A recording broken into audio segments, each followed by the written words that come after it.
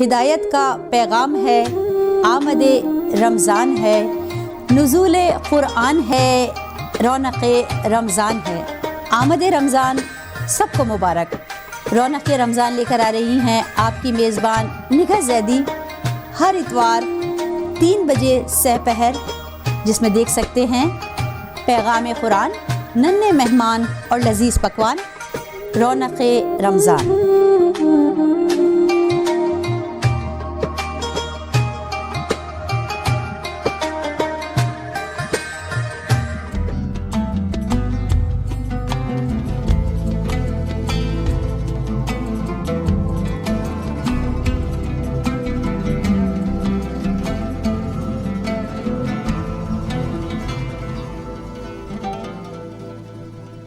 اعوذ باللہ من الشیطان الرجیم، بسم اللہ الرحمن الرحیم۔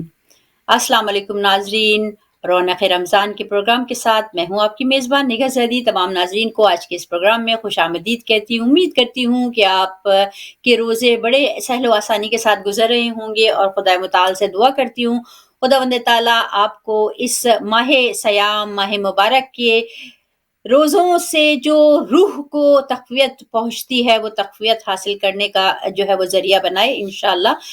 جی ناظرین، تو اس پروگرام میں ہم آپ کے لیے لے کر آتے ہیں معلوماتی پروگرام ہے، اس میں سوال جواب بھی ہوتے ہیں۔ آپ ہماری عالمہ صاحبہ سے جو ہے وہ سوال جواب شرعی حوالے سے کر سکتے ہیں کہ روزے کے حوالے سے روزے کے مسائل، خواتین کے مسائل، اگر آپ کے پاس کوئی اس طرح کے سوالات ہیں تو آپ ہمیں کال ان کر سکتے ہیں۔ آپ کا یہ انٹریکٹیو پروگرام ہے، آپ اس میں جوائن کر سکتے ہیں۔ نمبر ہماری اسکرین پہ چل رہا ہے، آپ رنگ کر کے ہمیں کال کر سکتے ہیں۔ جی ناظرین، آج اس پروگرام میں ہماری توجہ اسی طرف ہونی چاہیے کہ ہم اپنی عبادات کو جو ہے اس نہج پہ پہنچا دیں کہ خداوند تعالیٰ سے قربت حاصل کر لیں، تقوی کو جو ہے وہ ہم اپنا مقام تقوی میں بلند کر لیں۔ روزوں کا یہی مقصد ہے کہ اس ماہ سیام میں، ماہ مبارک میں، ہم اپنے آپ کو اپنی کردار سازی کریں، اپنے آپ کو بہتر سے بہتر بنانے کی کوشش کریں، اپنی عبادات میں وہ لذت اور وہ چاشنی لے کر آئیں کہ جو کہ عام دنوں میں شاید ہم اپنی مصروفیات کے بنا پر نہیں لا سکتے، لیکن یہ وہ مہینہ ہے کہ جس میں دل کو بھی سکون ہوتا ہے، ذہن کو بھی سکون ہوتا ہے، اور خداوند تعالیٰ سے قربت کا ایک بہت ہی خوبصورت اللہ تعالیٰ نے ہمیں یہ لمحات جو ہے وہ عطا کیے ہیں، اور جتنا بھی اللہ تعالیٰ کا شکر ادا کرے وہ کم ہے۔ آج پروگرام میں ذکر کرتے ہیں اس محسن اسلام کا کہ جس نے کہ اپنی دولت سے اور اپنی جان سے آبکاری کی ہے، اس آبیاری کی ہے اسلام کی۔ حیا کی کیوں نہ کہوں انجمن ختیجہ کو، سلام کرتے ہیں جب پنجتن ختیجہ کو، سمجھ کے محسن دی رسول اکرم نے دیا ہے اپنی ابا کا کفن ختیجہ کو۔ تو آج گفتگو کریں گے اس پروگرام میں بی بی خدیجہ الکبریٰ سلام اللہ علیہ کے حوالے سے، کیونکہ یہ وہ شخصیت ہیں کہ جنہوں نے اپنے مال سے اور جان سے جو ہے وہ اسلام کو جو ہے وہ سربلند کیا ہے، اور رسول کریم صلی اللہ علیہ وآلہ وسلم کا ساتھ دیا ہے۔ وہ خاتون ہیں کہ جو کہ ملکۃ العرب تھیں، لیکن انہوں نے اپنا سب کچھ رسول اکرم پہ قربان کر دیا، اسلام پہ قربان کر دیا، یہاں تک کہ بڑے مشکل، بڑے مسائل انہوں نے جھیلے اسلام کے لیے۔ تو ذکر کریں گے ان عظیم ہستی کا جو کہ مادر فاطمۃ الزہرا سلام اللہ علیہا بھی ہیں، محسن اسلام بھی ہیں، اور اس موضوع پہ گفتگو کرنے کے لیے ہمیشہ ہمارے ساتھ موجود ہوتی ہیں ہماری قابل احترام خواہر محترمہ سیدہ مونا بخاری صاحبہ۔ ان کو اس پروگرام میں مدعو کرتے ہیں۔ السلام علیکم ورحمۃ اللہ وبرکاتہ۔ وعلیکم السلام ورحمۃ اللہ وبرکاتہ۔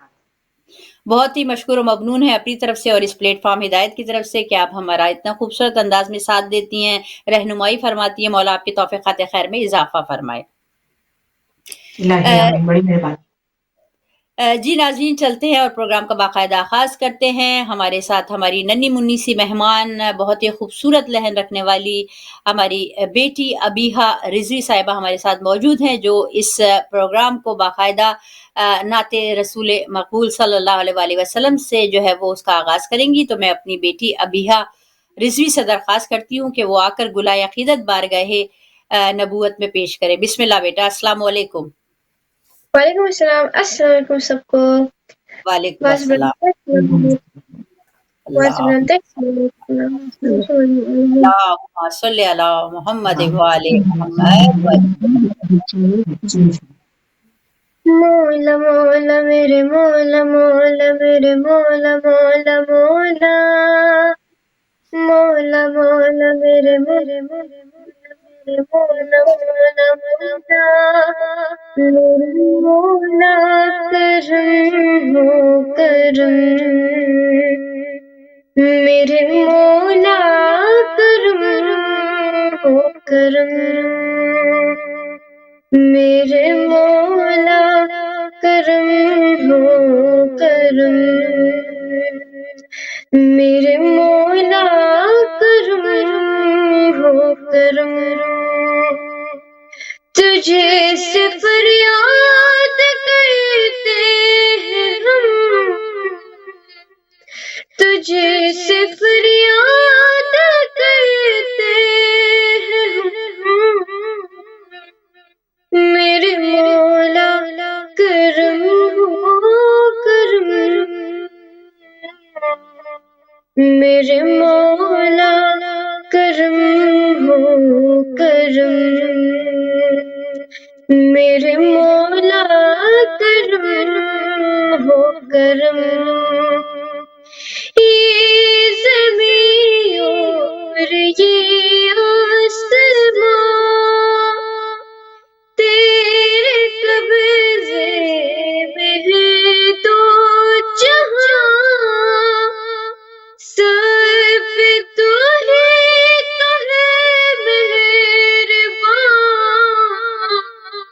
ہم تیرے دیر سے جائیں کہاں تو ہی سنتا ہے سب کی صدا تو ہی رکھتا ہے سب کا بھرم میرے مولا کرم ہو کرم میرے مولا کرم ہو کرم تجھے سے فریاد کرتے ہیں ہم تجھے سے فریاد کرتے ہیں میرے مولا کرم ہو کرم میرے مولا کرم ہو کرم میرے مولا کرم ہو کرم بے قصوں کو سہارا ملے ڈوبتوں کو کنارہ ملے سر سے طوفان پر میں تلے جو تیرا ایک اشارہ ملے تو کرے جو مہربانیاں دور ہو جائے ہر ایک غم میرے مولا کرم ہو کرم میرے مولا کرم ہو کرم بس برتے صلوات والے محمد وجل فرجہم. بہت ہی خوبصورت ادائیگی، بہت ہی عمدہ کلام.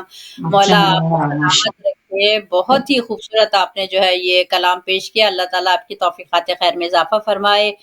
may Allah bless you with all the bounties, انشاءاللہ. بہت شکریہ بیٹا. اور آپ اسٹے ابھی ہمارے ساتھ رہیں. انشاءاللہ آپ سے ایک اور کلام جو ہے وہ ہم سنیں گے. تو چلتے ہیں اپنی خواہر کی طرف. خواہر بی بی ختیجہ سلام اللہ علیہ کی کا ذکر ہے. یہ وہ ہستی ہیں کہ جنہوں نے رسول خدا کا قدم قدم پہ ساتھ دیا، اور یہ وہ ہستی ہیں کہ جن کا اسلام جو ہے وہ مخروض ہے. تو ان کے حوالے سے ہم چاہیں گے کہ آج ہم اپنا پروگرام اس ہستی کے نام کریں، ان کو جو ہے وہ خراج عقیدت پیش کریں۔ تو بی بی خدیجہ الکبریٰ سلام اللہ علیہ کی زندگی کے حوالے سے، وہ زندگی کے حوالے سے ہمیں بتائیے کہ جب رسول خدا کے سے شادی سے پہلے جو ان کی زندگی تھی اس کے حوالے سے گفتگو کرنا چاہوں گی میں تھوڑی ابتدا میں، تاکہ ہمیں پتہ چلے کہ بی بی خدیجہ الکبریٰ سلام اللہ علیہ کس دین پہ عمل پیرا تھی۔ اور بعض دفعہ یہ بھی کہا ہم دیکھتے ہیں روایتوں میں کہ وہ ان کو بتایا جاتا ہے کہ وہ ایک عمر رسیدہ خاتون تھی کہ جن کی پہلے سے شادی ہوئی تھی رسول خدا کے سے نکاح سے پہلے، اور ان کی بیٹیاں بھی تھی۔ تو اس حوالے سے میں چاہوں گی تاکہ تھوڑی سی کلیریفیکیشن ہو جائے لوگوں کو کہ جو ذہنوں میں غلط فہمیاں ہیں، تو اس کو تھوڑا سا میں چاہوں گی کہ آپ اس کی تھوڑی سی وہ کر دیجئے، رہنمائی فرما دیجئے۔ بسم اللہ۔ جی بہت بہت شکریہ۔ اعوذ باللہ من الشیطان الرجیم، بسم اللہ الرحمن الرحیم، الحمد للہ رب العالمین، الصلاۃ والسلام علی اشرف الانبیاء والمرسلین وآلہ الطیبین المعصومین، بسم اللہ الرحمن الرحیم، ووجدک عائلا فاغنا، صدق اللہ العلی العظیم۔ بہت بہت شکر گزار ہوں آپ کی نگہت زیدی صاحبہ۔ ان ایام میں یہ بہرحال عبادت کے ایام ہیں اور روزے دار کا ہر عمل بہت زیادہ فضیلت کا حامل ہے، اور ان ایام میں آپ نے ذکر رکھا جناب خدیجہ الکبریٰ کا۔ کیا کہنے اس بی بی کے کہ جو دین مقدس اسلام کی آبیاری کرنے والی، وہ مقدس، وہ محترم، وہ باعظمت، وہ باشرف، وہ باجلالت ہستی کہ جسے محسنہ اسلام کے نام سے یاد کیا جاتا ہے، یعنی حضرت ام المومنین زوجۃ الرسول مادر حضرت صدیقہ کبریٰ جناب خدیجہ الکبریٰ سلام اللہ علیہا کی ذات بابرکت۔ اور خداوند عالم نے جس آیت کا میں نے انتخاب کیا ہے کہ سورہ والضحیٰ میں چند قسمیں کھانے کے بعد بہت ہی پیارے انداز سے بی بی کے احسانات کا تذکرہ کیا، اور پہلے ارشاد فرمایا کہ وَلَمْ يَجِدْكَ يَتِيمًا فَآوَىٰ، کہ اے میرے حبیب جب آپ یتیم تھے تو ہم نے آپ کو گود لیا، ہم نے آپ کو پالا۔ یعنی کسی کی گود، کسی کا پالنا اتنا یعنی اللہ کو اشرف لگا کہ اس نے اپنے سے تشبیہ دی کہ انہوں نے نہیں پالا، ہم نے پالا، اور پالنے والی ذات اقدس ہیں حضرت ابو طالب علیہ السلام۔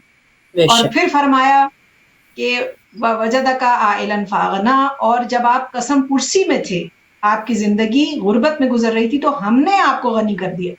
تو یہاں مفسرین نے اس آیت کا تذکرہ میں یہ فرمایا ہے کہ حضرت خدیجہ الکبریٰ سلام اللہ علیہ کی دولت تھی جس سے آپ کو اللہ نے غنی کیا، یعنی کسی کا معیار عبادت اتنا بلند تھا کہ اللہ اپنے سے تشبیہ دے رہا ہے۔ تو یہ دونوں محسن اسلام ہیں، ان کا ساتھ ساتھ اللہ نے تذکرہ کیا۔ بہرحال کیا کہنے جناب خدیجہ کے، اور بی بی کا تذکرہ اس لیے بھی ضروری ہے کہ اللہ سبحانہ و تعالیٰ نے جس ہستی کو چنا ملکہ عصمت و طہارت کی ماں بننے کے لیے، وہ جناب خدیجہ ہیں۔ اور بہرحال آپ نے جو سوال کیا تو ہم نظر دوڑائیں گے زمانہ جاہلیت میں، جہاں جناب خدیجہ الکبریٰ کی وہ زندگی ہے زوجہ رسول بننے سے پہلے، اور بی بی کی زندگی کے بہرحال 3 حصے ہیں، جو زمانہ جاہلیت میں زوجہ رسول بننے سے پہلے ہے، اور بعد میں شادی کے بعد کی زندگی ہے، اور اس کے بعد جو مصائب کی زندگی۔ تو بہرحال یہاں پہ یہ کہنا چاہتی ہوں کہ کس دین پہ فائز تھیں کہ اپنی مادر گرامی کی طرف سے جناب خدیجہ کا جو شجرہ نسب ہے وہ 4تھی پشت میں رسول خدا سے جا ملتا ہے، اور بلکہ والد بزرگوار کی طرف سے 4تھی پشت میں ملتا ہے، اور والدہ کی طرف سے 8ویں پشت میں جناب خدیجہ جو ہے وہ رسول خدا کے شجرے میں ہوتی ہے، یعنی بی بی قریشی بھی ہیں اور آل عبد مناف بھی ہیں۔ تو اس لیے کوئی سوال ہی نہیں ہوتا بی بی کے یعنی عقیدے کے مطابق، اس لیے کہ جب شجرہ ہی وہی ہے تو یعنی جو دین ابراہیم تھا اس پہ فائز تھیں، اور زمانے جاہلیت میں بھی جو بی بی کو القابات ملے بی بی کی عصمت و طہارت کی وجہ سے، وہ جناب خدیجہ نے کو عطا ہوئے، اور وہی القابات جناب سیدہ کے پاس بھی ہیں۔ اب بی بی کے تو جناب فاطمہ زہرا کے تو کیا کہنے، لیکن زمانہ جاہلیت میں جب افراد کچھ سمجھتے ہی نہیں تھے اور عورتوں کو تو بالکل یعنی ان کا کوئی مقام ہی نہیں تھا، اس کے باوجود جناب خدیجہ کے پاس ایسے ایسے القابات تھے جو خود عربوں نے آپ کو نوازے تھے کہ اتنی پاک دامن عورت، اتنی صداقت میں آگے کہ تجارت کے لیے لوگ کتنے جھوٹ بولا کرتے تھے، جاہلیت کا زمانہ تھا، جھوٹ عام تھا، بہت سے گناہ کرتے تھے عرب، لیکن اس کے باوجود جناب خدیجہ مشہور تھی کہ آپ سچی تھیں اور ہمیشہ صداقت سے کام لیتی تھی، اپنے مال تجارت کو بیچنے کے لیے کبھی جھوٹ کا سہارا نہیں لیا جناب خدیجہ۔ اور جہاں تک تعلق ہے کہ بی بی کی بارے میں جو الفاظ کہے جاتے ہیں کہ ادھیڑ عمر تھی اور بیوہ تھی، پہلے سے 3 مرتبہ طلاق ہوئی تھی معذاللہ، تو ان کے لیے صرف یہی جملہ کہہ سکتے ہیں جو علماء بہت ہی پیارے انداز میں ہمارے سامنے رکھتے ہیں کہ جب بھی کبھی تاریخ کے ورقوں میں ایسے الفاظ پڑھو محسنہ اسلام کے لیے تو سمجھ جاؤ کہ بنی امیہ کے زرخرید غلاموں اور زرخرید ملاؤں کا قلم بغض علی میں جناب خدیجہ کے خلاف بول رہا ہے۔ تو ایسا ہرگز نہیں تھا، جناب خدیجہ کی وہی عمر تھی جو حضرت رسول خدا صلی اللہ علیہ وآلہ وسلم کی عمر تھی۔ جب بھی عرب آپ کے لیے رشتہ بھیجتے تھے، اول تو لوگ رشتہ ہی نہیں بھیجتے تھے، آپ کا ہیبت و جلال، آپ کی طہارت، آپ کی عصمت کی وجہ سے لوگ بہت کتراتے تھے کہ بی بی سے رشتہ کون کرے۔ لیکن عمرائے عرب نے رشتے بھیجے بھی تو جناب خدیجہ ہمیشہ اپنی سہیلی بی بی نفیسہ خاتون سے کہتی تھی کہ ان کو منع کر دو، ہمیں بشارت ہے کہ نبی آخر الزمان کی زوجہ بنوں، یعنی جناب خدیجہ کو بھی بشارت تھی۔ اللہ اکبر۔ تو اس لیے کہ اور دوسری جو چیز ہے کہ آپ کی بیٹیاں تھیں جو آج تک مسلمان اسی بات پہ جھگڑ رہے ہیں اور تحقیق نہیں کرتے کہ ان چیزوں میں اگر تھوڑی سی ہمت کریں، تھوڑی سی اپنی تاریخ میں جائیں، ان کی کتابوں میں جو مستند ترین تبری جیسی اور دوسری کتابیں ہیں ان سے ثابت ہے کہ جناب خدیجہ الکبریٰ کا جو محل تھا کہ ملکۃ العرب تھیں، بہت زیادہ اپنے والد کی اکلوتی اولاد تھی، تو جب ان کا انتقال ہو رہا تھا تو انہوں نے جو خویلد بن اسد نام تھا ان کا، انہوں نے اپنی ساری جائیداد کا اور اپنے کاروبار کا سب کچھ ہینڈ اوور کیا جناب خدیجہ کو۔ اس زمانے میں جب لڑکیوں کو زندہ درگور کیا جاتا تھا انہوں نے بی بی پہ اعتبار کیا اور جناب خدیجہ نے اس کاروبار کو 4 چاند لگائے، یہاں تک کہ میلوں لمبی قطار ہوتی تھی اونٹوں کی جو جناب خدیجہ کی ہر وقت مصروف سفر رہتی تجارت کے لیے۔ تو جناب خدیجہ کے محل میں ہی آپ نے ایک دارالامان بنا رکھا تھا، اور جب بھی آپ کی کنیزیں اور خادم آ کے خبر دیتے تھے کہ بی بی فلاں مقام پہ عرب جو خاندان رہتے ہیں ان میں بچی کی ولادت ہوئی ہے اور وہ بچی کو دفن کرنے والے ہیں، کیونکہ عرب کہتے تھے ہمارا سر جھک گیا، ہمارا جو ہے وہ ہم کسی کو منہ دکھانے کے قابل نہیں رہے کہ گھر میں بیٹی کی ولادت ہو گئی۔ تو اسی وقت جناب خدیجہ غلاموں کنیزوں کو نہیں بھیجتی تھی، جیسے خبر ہوتی تھی خود بنفس نفیس اس مقام پہ جاتی تھی اور بچی کو لے کے اپنے محل میں آتی تھی، اور وہ جو محل کے ایک حصے میں دارالامان بنا رکھا تھا وہاں پہ بچی کی تربیت ہوتی تھی، اس کی پرورش ہوتی تھی بی بی ہی کے محل میں، اور اسی لیے اتنی محبت سے پالتی تھی۔ کبھی ایسا نہیں ہے کہ یہ گود لی ہوئی بچیاں ہیں، یہ جاہل عربوں کی بیٹیاں ہیں، اتنی محبت سے، بس یہ آخری جملہ کہوں، بی بی نے ان بچیوں کو پالا جو عربوں کی ٹھکرائی ہوئی، وہ جو دفن ہونے جا رہی تھی، ان بچیوں کو اتنی محبت سے پالا کہ آج تک مسلمان شک کرتے ہیں کہ وہ بی بی کی اپنی بیٹیاں تھیں یا لے پالک بیٹیاں تھیں۔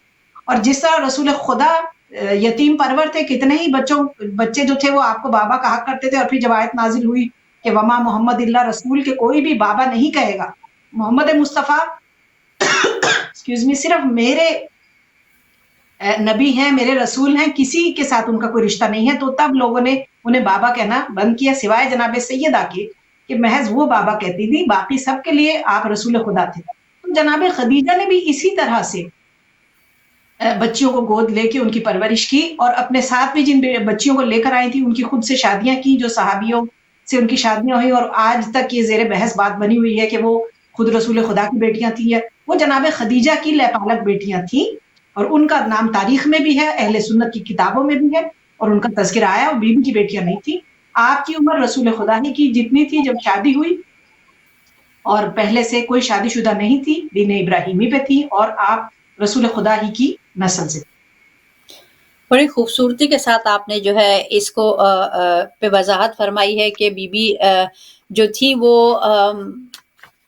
یعنی کہ ان کی اس طرح سے انہوں نے اپنی پہلی زندگی بسر کی کہ وہ دین ابراہیمی پہ تھیں، اور واقعی رسول خدا صلی اللہ علیہ وسلم نے جب تک کہ بی بی حیات رہی کوئی اور شادی نہیں کی۔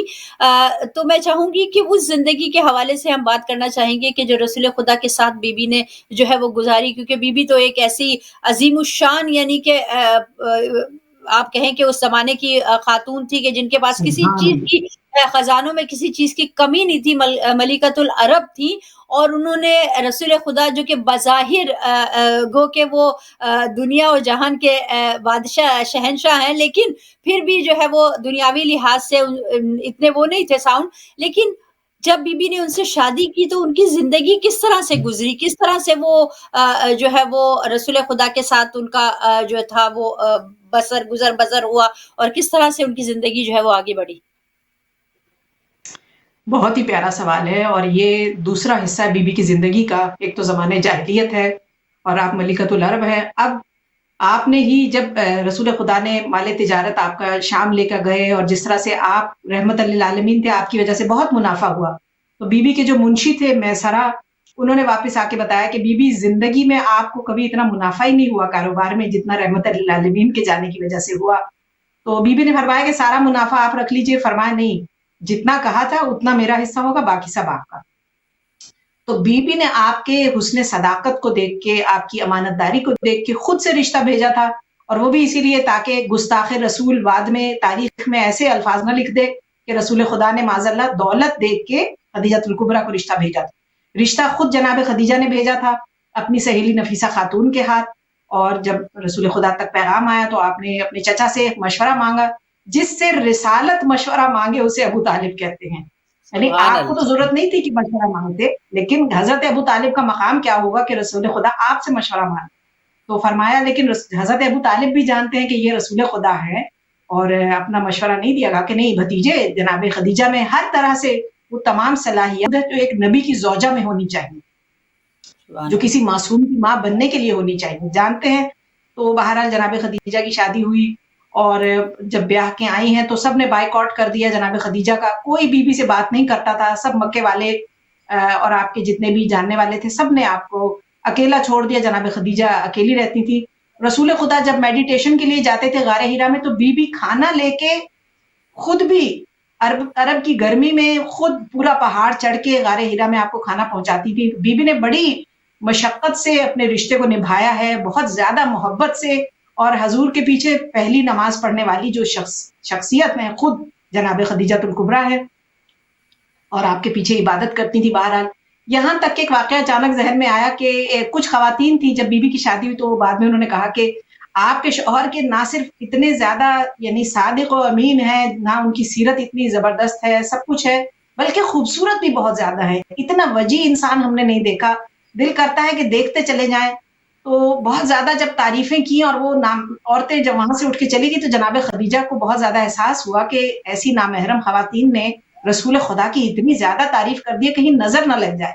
آپ نے 100 سرخ اونٹوں کا انتخاب کیا، اور آج بھی عربوں میں سرخ اونٹ سب سے زیادہ مہنگا جانور مانا جاتا ہے.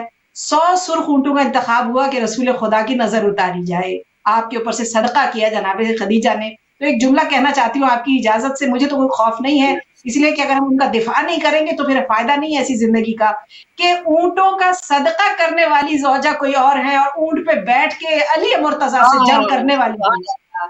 سبحان اللہ. بہت خوب، بہت آپ نے زبردست بات کی ہے.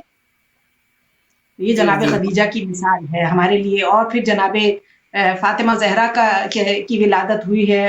اور خود یہ افراد جو کہتے ہیں کہ مقابلہ کیا جائے جناب مریم کا جناب فاطمہ سے، کہ جناب مریم اور جناب سیدہ کا کیا مقابلہ، اس لیے کہ جناب مریم تو وہ بی بی ہیں جو جناب خدیجہ کی زچگی میں مدد کرنے کے لیے آئی ہیں. جو جناب فاطمہ کی ماں کی زچگی میں مدد کرنے آئے انہیں جناب مریم کہتے ہیں. اور بی بی کی ولادت ہوئی ہے. اور بہرحال ایک جملہ اس مقام پہ بھی ذہن میں آ رہا ہے، آپ کی اجازت سے پیش کروں، کہ جب بسم اللہ. ایک جناب سیدہ 4-5 برس کی ہیں اور کسی نے آپ کو پیغام دیا کہ بیٹی کی شادی ہے، تشریف لائیے بیٹی کے ساتھ، تو جناب خدیجہ سوچ رہی تھی کہ میں نے تو سب کچھ اسلام پہ قربان کر دیا، اب بیٹی کے پاس بھی کچھ نہیں ہے، شادی میں کیسے جائیں؟ کم از کم کچھ تھوڑا سا زیور ہوتا میری فاطمہ کے پاس تو شادی میں جاتے. ابھی زبان سے ذکر نہیں کیا تھا، لیکن بیٹی وہ ہے جو ماں کی نفسیات کو سمجھتی ہے. جناب سیدہ آگے بڑی، باہیں ماں کے گلے میں ڈالی، کہا اماں کیا آپ نے بابا سے کہتے نہیں سنا کہ عورت کا سب سے بڑا زیور اس کا کردار ہوتا ہے، اس کی حیا ہوتی ہے، جو بچپنے میں بھی پیاری لگتی ہے، جوانی میں اور زیادہ خوبصورت بناتی ہے. کہ کوئی بوڑھی عورت اتنا زیادہ زیور پہن کے اگر کہیں چلی جائے تو افراد مذاق اڑائے، لیکن باحیا با کردار عورت جب کہیں جاتی ہے کسی محفل میں تو لوگ کھڑے ہو کے استقبال کرتے ہیں. ایک مرتبہ جناب خدیجہ نے کچھ نہیں کہا، لیکن پروردگار وہ ہے جو دلوں کے راز جانتا ہے. اس نے جناب خدیجہ کے دل کا راز پڑھا. کہا خدیجہ آپ پریشان نہ ہو، اگر بیٹی ہم نے دی ہے تو زیور بھی ہم ہی عطا کریں گے. کہیں حل عطا کا زیور ہوگا، کہیں انا اعطیناک الکوثر کا زیور ہوگا، کہیں آیا مودت کا زیور ہوگا، کہیں آیا تطہیر کا زیور. سبحان اللہ، ایسا سبحان زیور اللہ، کسی کو نہیں. سبحان اللہ، سبحان اللہ. بہت ہی خوبصورت انداز میں آپ نے جو ہے فرمایا ہے کہ بہت ہی یعنی کہ ایسی شخصیت ہے، اور ان کا تو ہم چاہتے ہیں کہ سال میں ایک دفعہ نہیں بلکہ بار بار ان کا تذکرہ کیا جائے، تاکہ لوگوں سبحان کو پتہ اللہ، چلے کہ سبحان خدیجہ سلام اللہ علیہا کیا چیز تھی، اور ان کے نام کا دسترخوان کرنا چاہیے، کیونکہ یہ وہ بیوی تھی جنہوں نے اپنے سارا مال جو ہے وہ اسلام کے اوپر قربان کر دیا، اور اتنی اچھا. مصیبتیں اور مشقتیں انہوں نے برداشت کی، جیسا کہ آپ نے کہا. اس حوالے سے بھی تھوڑا سا ہم چاہیں گے کہ تاکہ ہمارے سننے والے جو ہیں، دیکھنے والے ناظرین، ان کو بھی پتہ چلے کہ بی بی نے کیا مشقتیں، کیا مصیبتیں جو ہیں وہ صحیح ہیں اسلام کے لیے، اور رسول خدا کا کس وقت میں ساتھ دیا ہے کہ جبکہ تمام جو ہے وہ زمانہ جو تھا ان کے خلاف ہو گیا تھا. اور شیب ابی طالب کے میں چاہوں گی کہ تھوڑا سا اس کا بھی ذکر ہو جائے گا، جس میں کہ اتنی تکلیفیں برداشت کی گئی ہیں، اور جس کی وجہ سے وہی رحلت کا ان کی سبب بنا. میں چاہوں گی کہ ایک ملکۃ العرب، ایک وہ خاتون کے جو کہ اتنی امیر کے جس کے ہاں کسی چیز کی کمی نہ ہو، اس نے وہ حالات کس طرح سے گزارے، اس شیب ابی طالب میں جو مشکلات تھی اس کو کس طرح سے فیس کیا بی بی نے، اس کے حوالے سے تھوڑی سی میں چاہوں گی کہ گفتگو ہو جائے. جی جی بالکل، کیونکہ کل روزے رحلت جناب خدیجۃ الکبریٰ تھا تو شیب ابی طالب کا تذکرہ تو ضرور ہونا چاہیے. میں ممنون ہوں آپ کی اس سوال کے لیے. جب جناب خدیجہ کا وصال ہوا، رسول خدا نے دوسری شادیاں کی، تو ایک زوجہ ہمیشہ آپ کو باقاعدہ تانے دیا کرتی تھیں کہ آپ کو خدیجہ سے کہیں بہتر زوجائیں مل گئی ہیں، کیوں اس بڑھیا کا تذکرہ کرتے ہیں. اس طرح سے یعنی ہتک آمیز انداز سے تذکرہ کیا کرتی تھی. اس کے باوجود رسول خدا کی آنکھوں میں آنسو آتے تھے، اور رحمت للعالمین کو گراں گزرتی تھی یہ بات، اور ہمیشہ فرماتے تھے کہ خدا جانتا ہے مجھے خدیجہ سے بہتر زوجہ نہیں ملی. جب سارے زمانے والے مجھ سے دامن چھڑا رہے تھے اس وقت خدیجہ نے میرا ساتھ دیا. جب کوئی اپنی دولت دینے کو تیار نہیں تھا اسلام کی آبیاری کے لیے، اسلام کی خدمت کے لیے، مساکین کی یعنی ان کے غم کو دور کرنے کے لیے، کسی نے، ہر شخص مجھ سے دامن چھڑا رہا تھا، اپنا منہ چھپا رہا تھا. اسلام لانے کے باوجود اس وقت جناب خدیجہ نے اپنی دولت کو سب کچھ نچھاور کر دیا، اپنے لیے کچھ نہیں چھوڑا. اور بہرحال ملکۃ العرب ہونے کی وجہ سے جو ملکہ ہونے، جیسے ملکہ اور بادشاہ ہوتے ہیں، شہزادے شہزادیاں ہوتے ہیں، بی بی کے اندر نزاکت ہوگی اور مال و دولت کی کمی نہیں تھی. محل میں رہنے والی ٹھنڈی ہوائیں اور بہترین خوراک اور سونے چاندی کی تاروں والے لباس اور گھر میں خدمت گزار خادمائیں، کنیزوں کا ڈھیر. اس کے باوجود بھی جب سب کچھ نچھاور کر دیا تو بی بی نے کبھی اپنی مصیبت کو ظاہر نہیں کیا، اس لیے کہ تاریخ نے لکھا کہ شیب ابی طالب وہ گھاٹی تھی کہ جہاں سخت گرمیوں کی وجہ سے پہاڑ سخت گرم ہو جایا کرتے تھے، آگ برساتے تھے. اور جب قافلے گزرتے تھے شیب ابی طالب کے باہر سے تو وہ کہتے تھے کہ یہاں سے مت گزرا کرو کہ دل دہل جاتے ہیں. تو افراد نے پوچھا ایسی کیا بات ہے؟ کہا بچوں کے اور مستورات کے رونے کی آوازیں، بھوک سے بلکنے کی آوازیں ایسی آتی ہیں کہ دل دہل جاتے ہیں، کلیجے میں چھنی ہو جاتے ہیں، برداشت نہیں ہوتا کہ یہ افراد یہاں اس گھاٹی میں رہتے کیسے ہیں. تو یہ بیسیکلی کفار مکہ کی طرف سے پابندی لگی تھی، اور رسول خدا کا بائیکاٹ ہوا تھا، باقی افراد کا نہیں ہوا تھا. باقی افراد نے رسول خدا کی خاطر، حضرت ابو طالب نے اپنی سرداری کو قربان کیا، اپنے بھتیجے کے ساتھ شیب ابی طالب کی سختیاں برداشت کی. نہیں، حضرت خدیجہ نے بھی کہ رسول خدا کا ساتھ نہیں چھوڑوں گی. وہ اس گھاٹیوں میں رہتی تھی، اور یہاں تک کہ کھانے پینے کا بھی انتظام نہیں تھا، کچھ بھی نہیں تھا، اور ان کے لیے حدود لگائی ہوئی تھی کہ اس جگہ سے کوئی بھی ان کو کھانا پانی نہیں مہیا کرے گا. تو یہاں پہ اتنا یعنی مصائب کا عالم تھا کہ کھانے کو بالکل کچھ نہیں تھا، اور جڑی بوٹیاں کھا کے گزارا کر رہے تھے.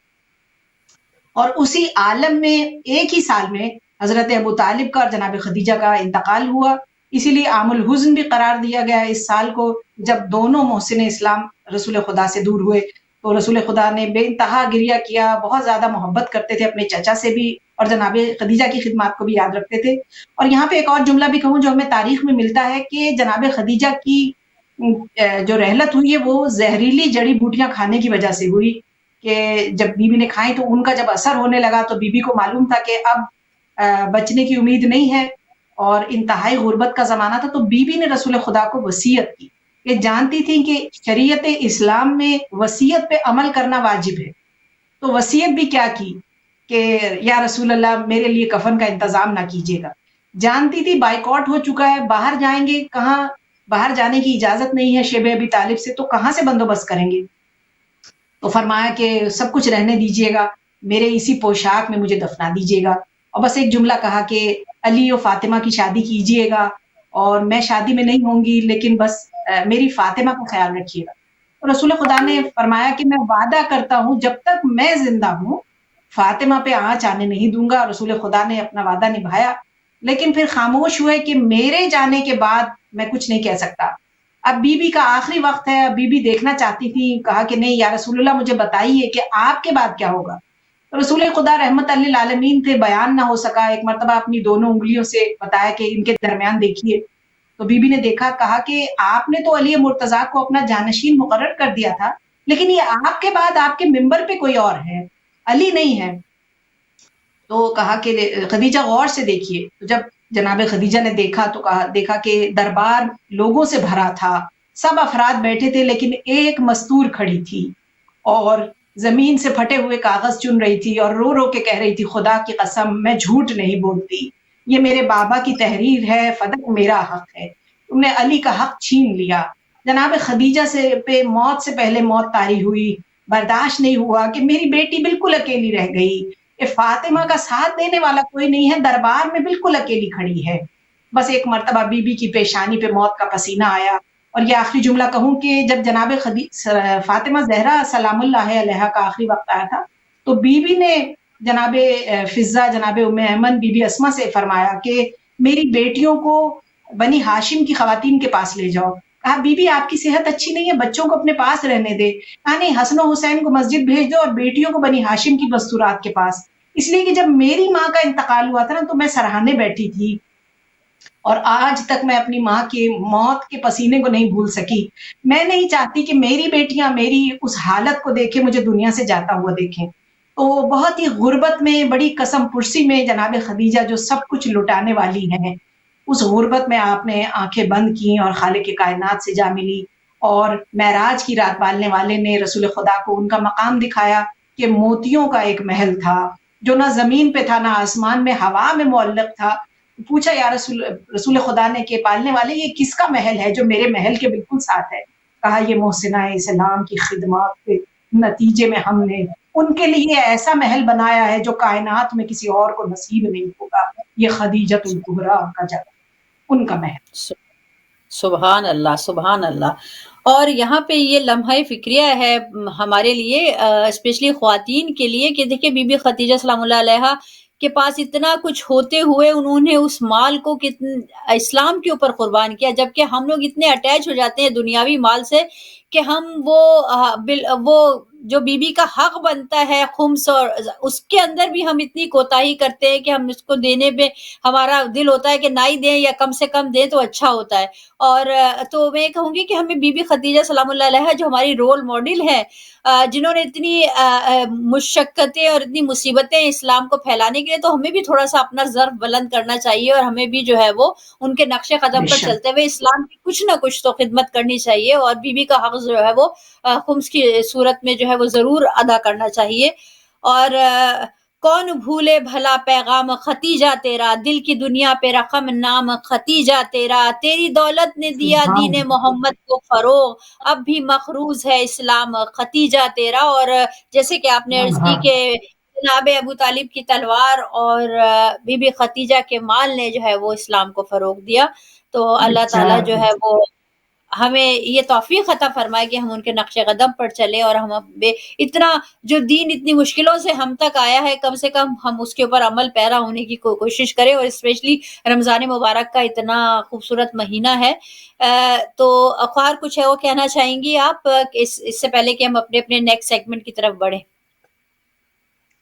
جی بس میں یہی کہنا چاہتی ہوں کہ یہ اب ہم آج سے عشرۂ مغفرت میں داخل ہو گئے ہیں اور اپنا آپ نے عشرۂ رحمت گزار لیا. آپ سب مجھے پورا یقین ہے انشاءاللہ مومن بہن بھائیوں کو کہنے کی ضرورت نہیں ہوتی کہ بہت احسن طریقے سے آپ لوگوں نے عشرۂ رحمت گزارا ہوگا. اللہ سبحانہ و تعالیٰ آپ کے روزوں کو آپ کی عبادات کو قبول کرے.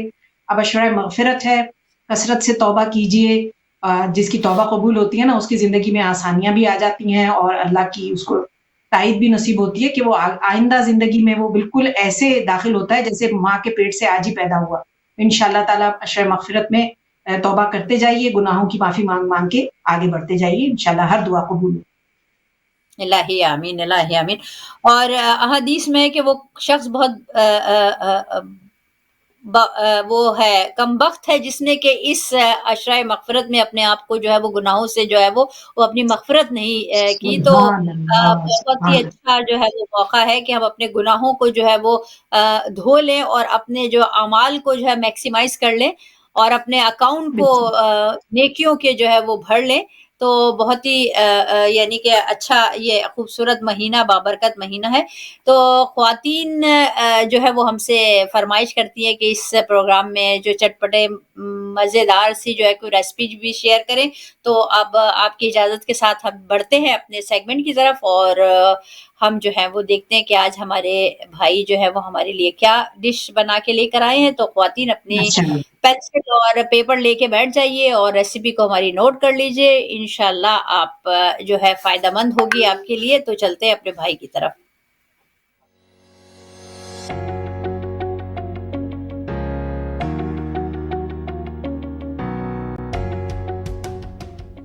السلام علیکم تمام دیکھنے والوں کو. ہم ایک نئی ویڈیو کے ساتھ میں حاضر ہوں آپ کی خدمت میں. آج ہم جو بنانے جا رہے ہیں وہ تقریباً ہر گھر میں پکتا ہے صبح کے ٹائم ناشتہ. تو میں ایک بہت ہی آسان اور لذت بھری ریسیپی آپ کو دے رہا ہوں جو شاید یوٹیوب پہ بھی کبھی نہیں چلی ہے اور آپ نے بھی شاید اس کو کبھی نہیں بنایا ہوگا. اس کے دو ورژن ہوں گے، ایک ویجیٹیرین ہوگا اور دوسرا جو اس کا ورژن ہوگا اس میں ہم بوائلڈ شریڈڈ چکن کو استعمال کریں گے اور بریڈ کا استعمال کریں گے. تو چلیے دیکھتے ہیں کہ ہم کو کون کون سے انگریڈینٹس کی ضرورت ہوگی اس ریسیپی کی.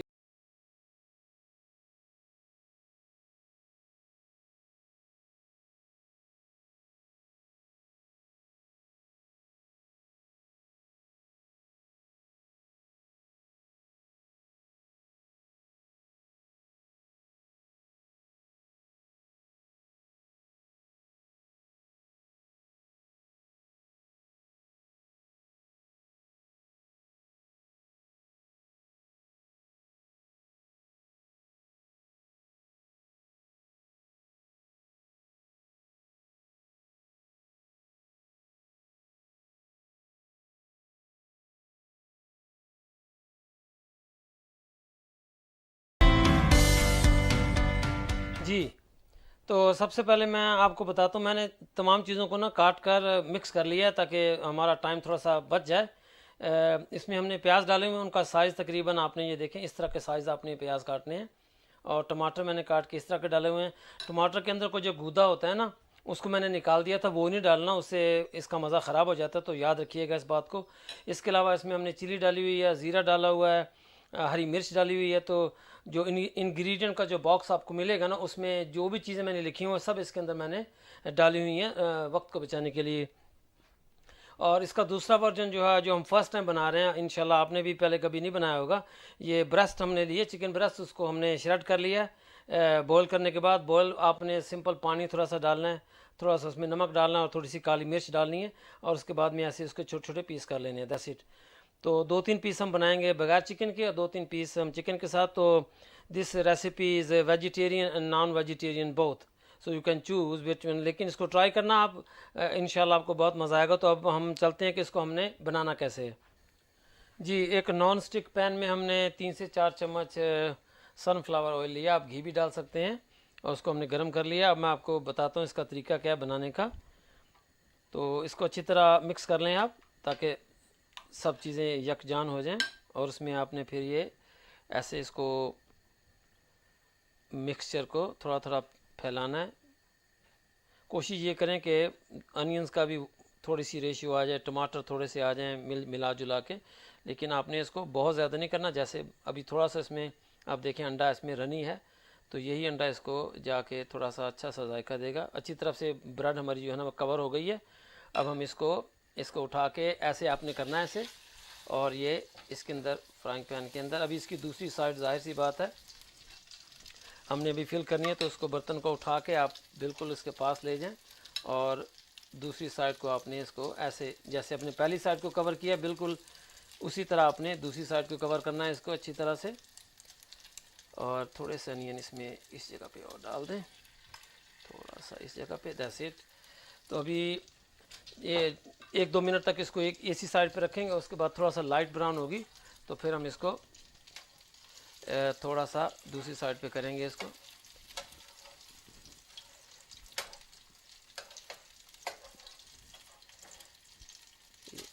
अगर टमाटर वगैरह नीचे गिर जाए तो उठा के आप उसको दोबारा इसके ऊपर रख सकते हैं। थोड़ा सा प्रेस करें इसको ऐसे 1-2 दफ़ा, ताकि वो जो नीचे आपने लगाया वो अच्छी तरह से सेट हो जाए। उसके बाद हम इसको उठा के दूसरी साइड पे ऐसे ले आएंगे। तो आपने इसको धीमी आंच पे या मीडियम आंच पे पकाना है, ज़्यादा तेज़ नहीं करनी, क्योंकि अंडा फिर उसमें कच्चा रह जाएगा और वो ज़्यादा ब्राउन हो जाएगा। तो जब ये पीस निकलता है इंशाल्लाह फिर मैं आपसे दोबारा मिलता हूँ दूसरा पीस डाल के। जी, क्योंकि मेरा फ्राइंग पैन थोड़ा सा बड़ा है तो मैंने 2 पीस डाल दिए। अगर छोटा फ्राइंग पैन हो तो ज़ाहिर आप एक पीस तकरीबन इसका डन हो गया। सो मीडियम ब्राउन हमने इसको किया। ये देखिए, बाद फिर मैं आपको बताता हूँ कि हमने इसी रेसिपी को चिकन के साथ कैसे बनाना। तो मैं अभी 2 मिनट के बाद आपसे फिर मिलता हूँ इंशाल्लाह। जी, 2 स्लाइस हमने बनाए हैं बगैर चिकन के। तो अभी मैं आपको बताता हूँ चिकन आपने ज़ाहिर चिकन जो मिक्सर बचा हुआ है हमारा, उसमें चिकन मिक्स करनी है आपने। तो मिक्सर क्योंकि मेरा थोड़ा है, चिकन ज़्यादा, तो मैं पूरी चिकन इसमें मिक्स नहीं करूँगा। इसमें जो टिप आपको देनी है वो यही है कि आपने अगर घर में चिकन बनाई हुई है, हांडी वगैरह, कोरमा या जो कुछ भी आपने बनाया, तो चिकन थोड़ी सी आप बचा के रख लें। वही वाली चिकन सुबह को उसको श्रेड करके तो नाश्ते में भी आप इस तरह यूज़ कर सकते हैं। तो आपको अलहदा से चिकन को बॉयल करने की ज़रूरत नहीं है अगर आपके पास चिकन घर में पकी हुई है। इसी तरह अगर आपने गोश्त बनाया हुआ है तो थोड़ा सा गोश्त बचा के उसको भी श्रेड करके आप इसमें एक और तरीके से बना सकते हैं। इवन कि आपने कोफ्ते वगैरह घर में बनाए हुए हैं तो 2-4 कोफ्ते लेके उनको तोड़ के तो वो भी इसमें डाल सकते हैं। तो ये एक रेसिपी आप कई तरीक़ों से बना सकते हैं, और ज़ाहिर जो भी नई चीज़ डालेंगे इसका जायका मुख्तलिफ होगा। तो ये अब आज की टिप थी इस रेसिपी की। तो अभी मैं इसमें थोड़ी सी चिकन हमने जैसे डाली है आपको बताया, और बाकी का मिक्सचर इसके ऊपर डाल के अब इसको बिल्कुल वैसे ही हमने फ्राई करना है, शैलो फ्राई, ज़्यादा ऑयल नहीं डालना। तो मैंने 2-3 चम्मच डाले तो उससे दो पीस निकल आए हैं। इसको आपने ऐसे डाल देना इसके अंदर। थोड़ा सा इसमें ऑयल इधर डाल रहा हूँ, हमारा 1 पीस और बन जाएगा इसके बाद इंशाल्लाह। जी, कुकिंग तकरीबन हमारी हो चुकी है, आखिरी पीस निकाल रहा हूँ। सारे इंग्रेडिएंट्स को आपने अच्छी तरह मिक्स कर लेना है अंडे के अंदर, और उसमें फिर आपकी मर्ज़ी, आप वैसे ही उसको बनाएं या फिर उसमें चिकन शामिल कर लें या मीट शामिल कर लें, या फिर कोफ्ता को तोड़ के वो भी जैसे मैंने अभी आपको दरमियान में बताया था। तो इसके एक ही डिश के आप 3-4 वर्जन यूज़ कर सकते हैं, और फिर आप ख़ुद डिसाइड करें कि आपको कौन सा सबसे ज़्यादा अच्छा लगता है। उम्मीद है आपको ये रेसिपी पसंद आई होगी। इसको आप ज़रूर ट्राई कीजिएगा सुबह नाश्ते में, और फिर अपना फ़ीडबैक दीजिएगा। आखिर में उन तमाम लोगों का शुक्रिया अदा करना चाहता हूँ कि जो हमारे चैनल से मुझे इजाज़त दी। अपना बहुत बहुत ख्याल रखिएगा। अल्लाह हाफिज़।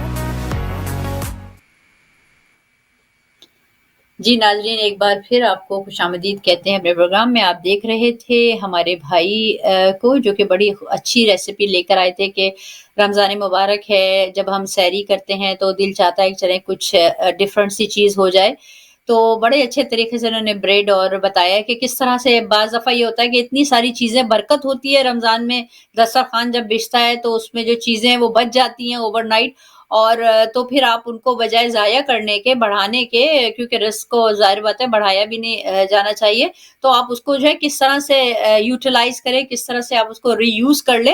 اور یہ اچھا طریقہ ہے کہ کوئی بھی چکن بچتی ہے، چکن کا سالن ہے یا گوشت کا سالن جیسے ہمارے بھائی نے بتایا، تو آپ اس کو یوٹیلائز کر کے اس طرح سے جو ہے آپ زبردست سی یہ ریسیپی جو ہے وہ تیار کر سکتی ہیں۔ اور حوصلہ افزائی کے لیے آپ بتایا کریں کہ آپ اگر ٹرائی کرتے ہیں ہماری ریسیپیز، ہمارے بھائی نے اتنی محنت سے بنائی ہے تو آپ کو کیسی لگی، اور ضرور ہمیں جو ہے فیڈ بیک دیا کیجیے اپنی۔ اور اللہ تعالیٰ ہمارے بھائی کی توفیقات خیر میں اضافہ فرمائے، ان کے رزق میں اضافہ فرمائے، ان کو صحت و سلامتی کے ساتھ طولانی عمر عطا فرمائے، اللہ تعالیٰ ان کو ان کے بچوں کی خوشیاں دیکھنا نصیب فرمائے، الہی آمین۔ تو ناظرین، اس کے ساتھ ہی یہاں پہ ایک مختصر سی بریک لیتے ہیں، اور بریک کے بعد جب ہم آئیں گے تو ہماری عالمہ صاحبہ موجود ہوں گی جن سے کہ آپ اپنے سوالات کر سکتے ہیں شرعی مسائل کے حوالے سے، خواتین کے مسائل کے حوالے سے، یا روزے کے مسائل کے حوالے سے آپ جو بھی پوچھنا چاہیں تو آپ آن ایئر آ سکتے ہیں۔ ہمارا نمبر جو ہے وہ اسکرین پہ چل رہا ہے، تو آپ ہماری عالمہ صاحبہ سے ضرور آ کے جو ہے وہ سوال پوچھیں۔ یہاں پہ ایک لیتے ہیں مختصر سے بریک۔